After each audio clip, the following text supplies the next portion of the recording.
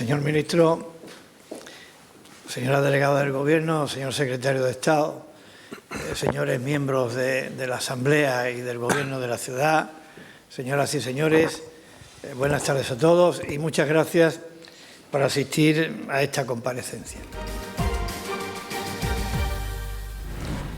Para el Gobierno de la ciudad siempre es un motivo de satisfacción recibir a un ministro del Gobierno de España. Siempre es grato y del mayor interés.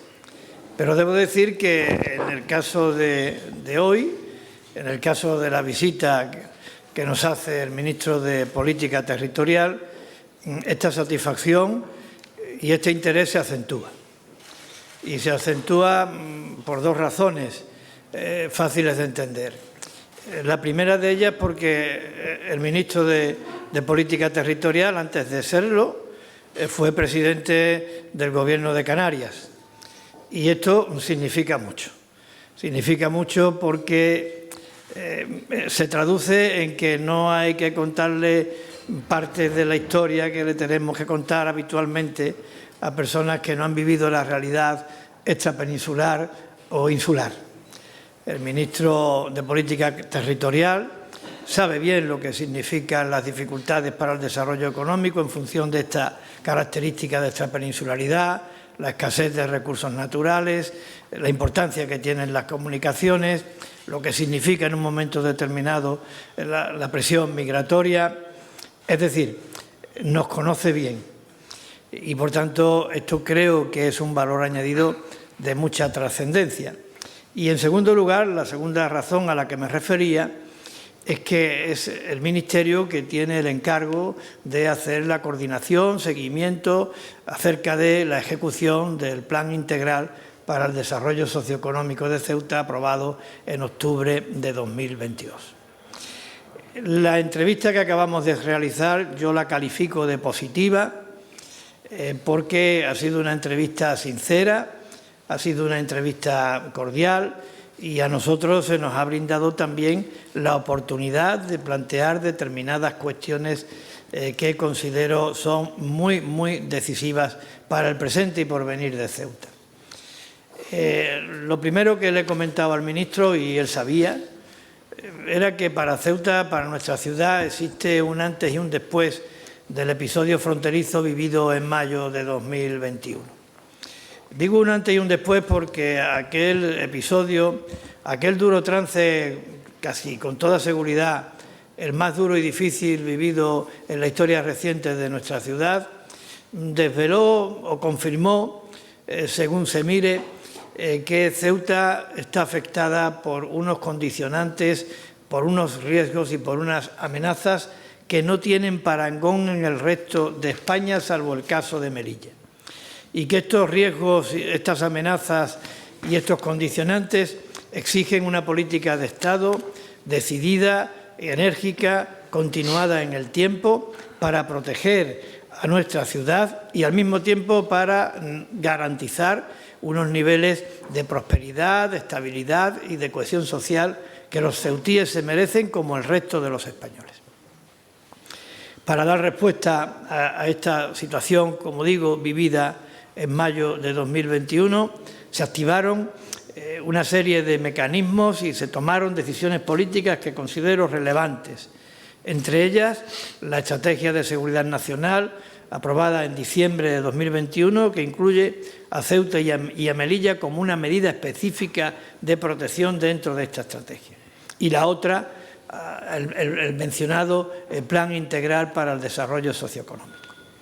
Respecto de estas dos medidas, le he pedido al ministro que impulse la ejecución y seguimiento de estas actuaciones y, en particular, de las medidas que, en el ámbito de las mismas, pueden considerarse estratégicas por su capacidad transformadora, por el impacto que tienen en la calidad de vida de los ceutíes, en las posibilidades de desarrollo económico, en última instancia, en esa estabilidad y prosperidad a la que antes me refería. Le he hablado, por tanto, al ministro de las bonificaciones en las cuotas a la Seguridad Social, le he hablado de de las acuciantes necesidades que tenemos en sanidad, en educación, en vivienda, en servicios sociales.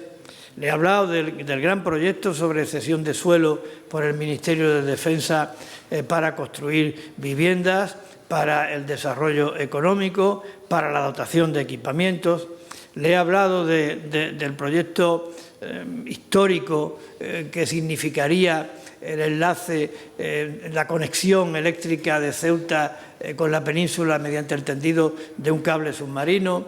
Le he hablado del abaratamiento de las comunicaciones, de la construcción del centro educativo en la parcela del Brul, de dar los primeros pasos para el desarrollo de esa ambiciosa pero legítima y necesaria construcción y desarrollo de una ciudad para la formación profesional, de una ley específica del suelo para Ceuta y Melilla, de la aduana comercial, que también está incluida en el plan integral, de la dinamización del puerto o de la remodelación de la Nacional 352 en su segunda fase. Para cada una de estas cuestiones el ministro ha tenido respuesta y yo le voy a dejar que sea él el que las haga públicas. También le he hablado de la Estrategia de Seguridad Nacional y de 3 aspectos de la misma que me parece relevante y que creo que los ceutíes esperan que nosotros, como Gobierno de la ciudad, lo planteemos. Es el tema de las infraestructuras y medios en los ámbitos de defensa y de seguridad, para los que queremos avances y mejoras y ampliaciones, la actualización del REF y su blindaje para ponerlo al servicio de ese modelo económico a cuyo tránsito aspiramos y que denominamos verde, azul e inteligente, y la cobertura en la hacienda local y autonómica de los déficits que provoca esos condicionantes estructurales a los que antes he hecho referencia. También he tenido la oportunidad de comentarle al señor ministro que Ceuta vive una situación difícil de tensión en el área de menores no acompañados. Vivimos una situación límite, de verdadera emergencia, y al respecto de esto le he pedido al señor ministro 2 cosas. Una, socorro para esta situación de emergencia que estamos viviendo, y la otra, la necesidad de modificar el artículo 35 de la Ley de Extranjería al objeto de que ese principio constitucional de la solidaridad se aplique de manera obligatoria y eficaz. Dicho de otra manera, para que se modifique el artículo 35 para que la derivación a la península de los menores sea obligatoria y no esté pendiente de la decisión discrecional que puedan tener las distintas comunidades autónomas. El ministro tiene el compromiso del Gobierno de la ciudad para apoyar cuantas iniciativas legislativas se lleven a cabo al servicio del objetivo que acabo de plantear. Y también he aprovechado la entrevista para reiterarle al ministro nuestro compromiso de lealtad institucional. Hablé antes de mayo de 2021, el trance más duro y difícil que ha vivido nuestra ciudad en su historia reciente, y allí el Gobierno de la Nación, en ese momento el Gobierno de la Nación, contó con la lealtad institucional del Gobierno de la ciudad.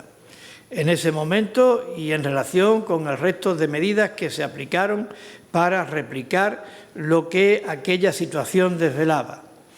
Y con la misma contundencia que lo hicimos entonces, también le digo ahora al ministro que podrá contar con esta institución en todo aquello que redunde en beneficio de proteger los cimientos de nuestra ciudad, es decir, nuestra integridad y soberanía, el reconocimiento, aprecio y respeto por la diversidad cultural de nuestra población y la igualdad de los ceutíes con el resto de los españoles. Querido ministro, es una satisfacción tenerte en Ceuta. Bienvenido a tu casa, y tengo el honor de cederte la palabra en esta tierra que lleva en el ADN la resistencia, en el corazón la convivencia y en el alma el amor a España. Muchas gracias. Muchas gracias, presidente Juan Jesús Vivas. Y en primer lugar agradecer, como ministro de Política Territorial, que he estado además acompañado de la delegada del Gobierno en Ceuta, el secretario de Estado, mi jefe de gabinete, el equipo del Ministerio, tu recepción por parte de tu Gobierno y también por los consejeros de la Asamblea y la amabilidad que siempre hemos mostrado hacia el actual ministro y anterior presidente de una comunidad autónoma, ¿no? Y quiero empezar por ahí, ¿no?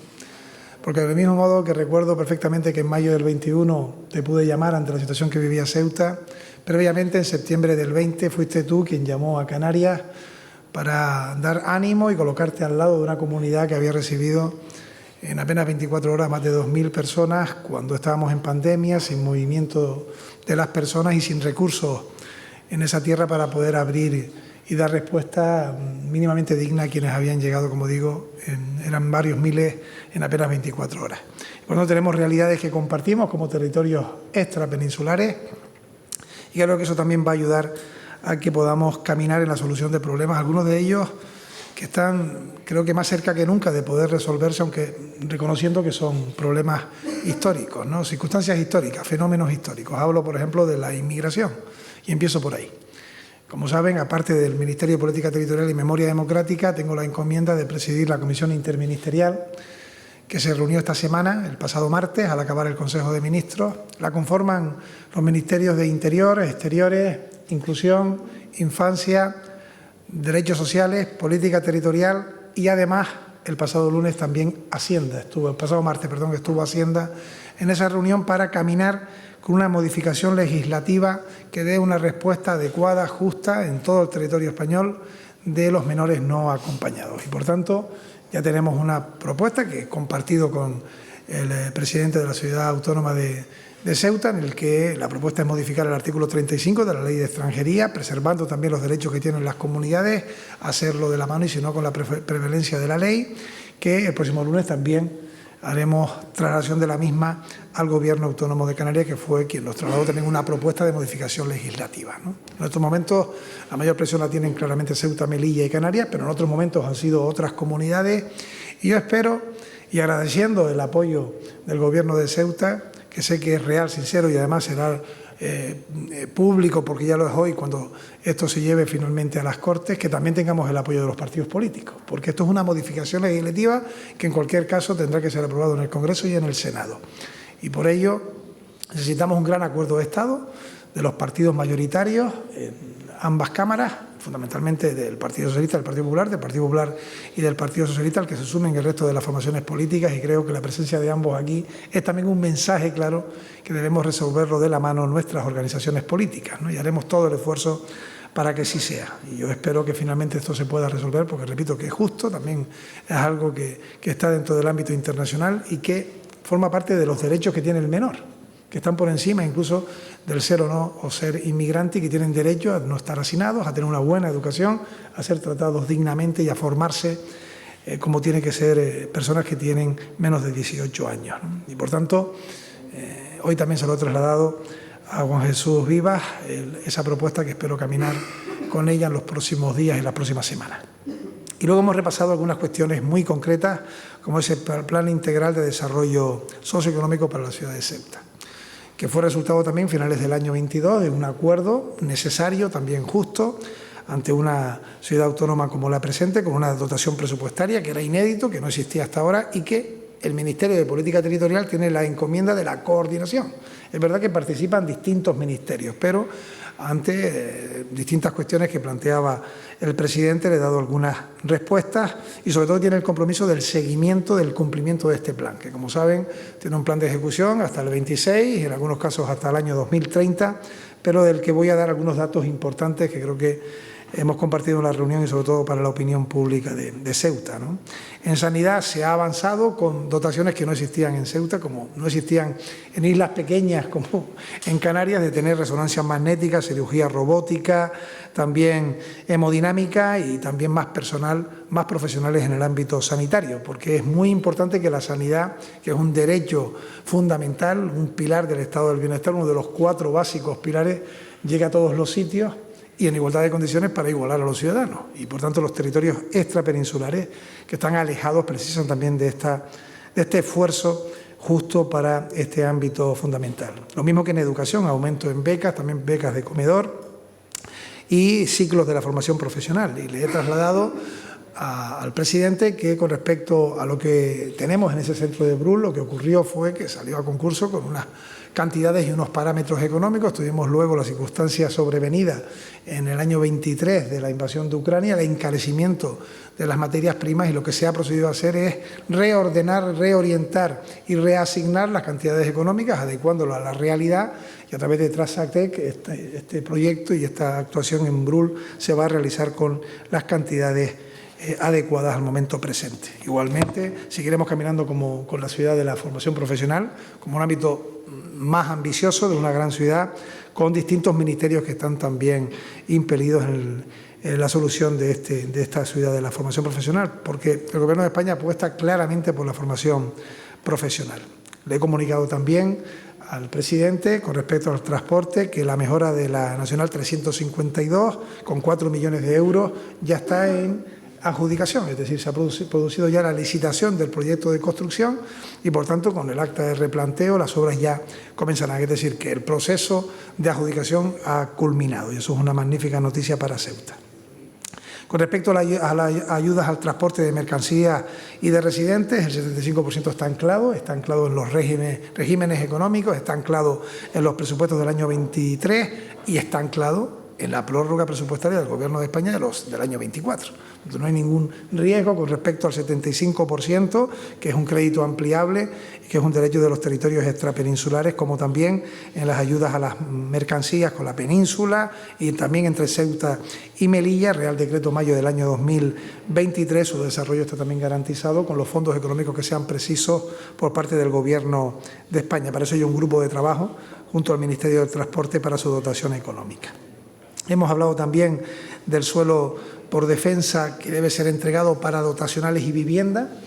Tenemos un plazo hasta el año 2030, pero esto también se va a materializar con los pasos que debemos dar, porque es fundamental que tengamos suelo para dotación y también para el derecho constitucional a la vivienda, en la que hay un compromiso cerrado del Gobierno de Pedro Sánchez al respecto.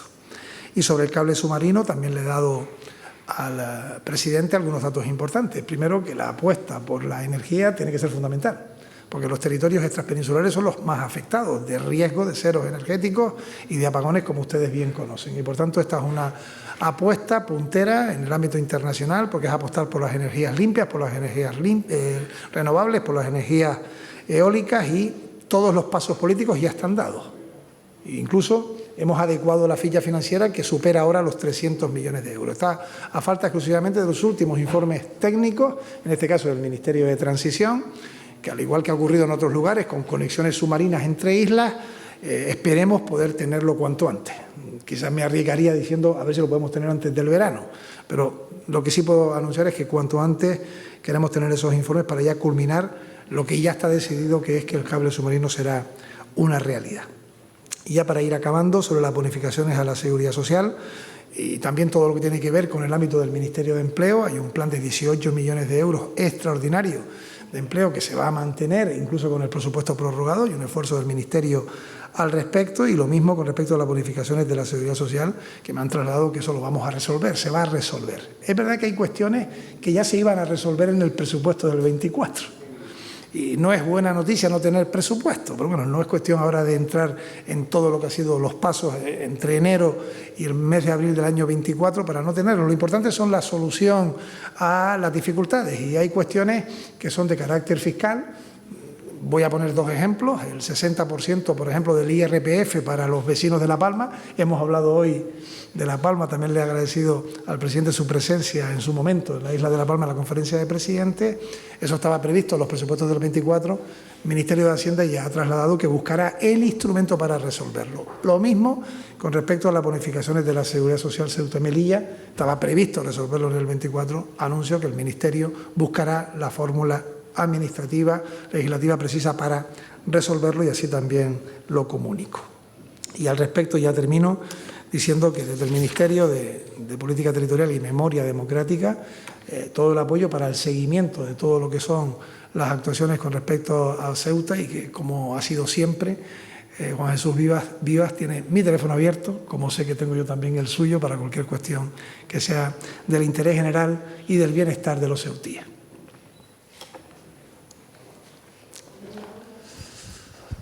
Y ahora creo que nos tocaría, si hay preguntas. Sí, buenas tardes.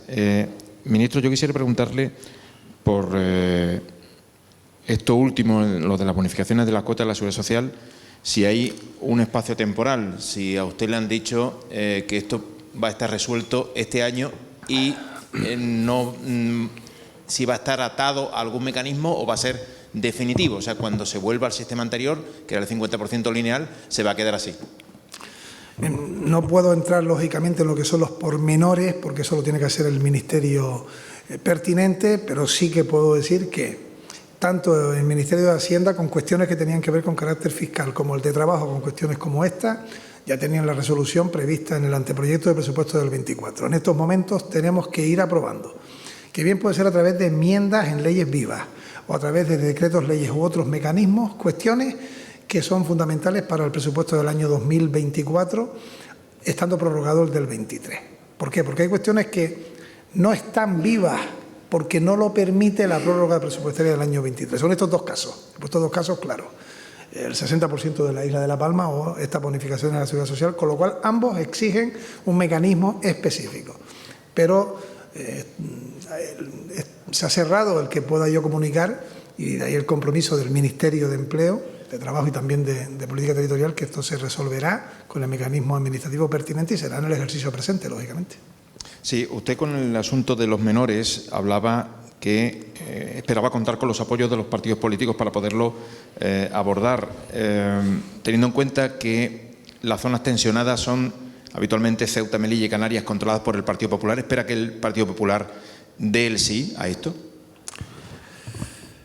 Conociendo bien el fenómeno migratorio, porque a nadie se le escapa de dónde vengo y dónde vivo, de dónde soy, que es un territorio frontera de siempre. Hoy comentaba con un representante de las Fuerzas y Cuerpos de Seguridad que había estado en Canarias cuando llegaron los dos primeros inmigrantes a Canarias en una patera, que eran dos saharauis, y me decía incluso que en aquel momento se les recibía con cánticos y con, decimos allá, voladores, fuegos artificiales. ¿Cómo ha cambiado la cosa, no?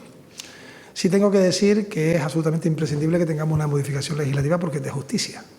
Se acaba de aprobar un pacto de asilo y migraciones en la Unión Europea que puede ser mejorable, pero que sin duda es mejor que lo que teníamos, que establece una obligatoriedad para los Estados para acoger a inmigrantes que llegan a los países frontera. Bueno, pues nosotros tenemos territorio frontera, a donde llegan inmigrantes a nado, llegan inmigrantes en pateras, en cayucos, y que tienen riberas, tienen playas, tienen costas, que tiene que responderse con un criterio de Estado homogéneo y de Unión Europea. Porque, como decimos siempre, cuando un inmigrante llega a Ceuta, está llegando a París, o cuando llega a Canarias, ¿no? Por tanto, yo espero, sinceramente, que el Partido Popular, porque sin su voto no es posible, esté a la altura de las circunstancias. En Canarias dicen que va a ser apoyada esa propuesta legislativa, ¿no? Pero lo tenemos que hacer en las Cortes. A mí lo que me preocupa, las manifestaciones de la ultraderecha que dicen que donde ellos gobiernen con el Partido Popular no lo van a permitir. Pues yo creo que estamos ya a poco tiempo de saber cómo acaba este trabajo arduo que llevamos tiempo haciendo. No es fácil modificar el artículo 35, no es fácil, porque estamos hablando de competencias autonómicas, hay que hacerlo siempre con la preservación de la Constitución, de los estatutos de autonomía, que no en todos los sitios permite lo mismo, y por eso cuando se me pregunta a mí, oye, es que uno se cumple en plazo, yo nunca he dado un plazo, pero tengo que decir que sin parar no es sencillo. En cualquier caso, podemos estar de acuerdo en los textos, pero quien tiene que votarlo finalmente son los representantes legítimos en las Cortes Generales, en el Congreso y en el Senado. Y yo espero que el Partido Popular esté a la altura de las circunstancias, como estoy diciendo. Nada más. Muchísimas gracias. Muchas gracias.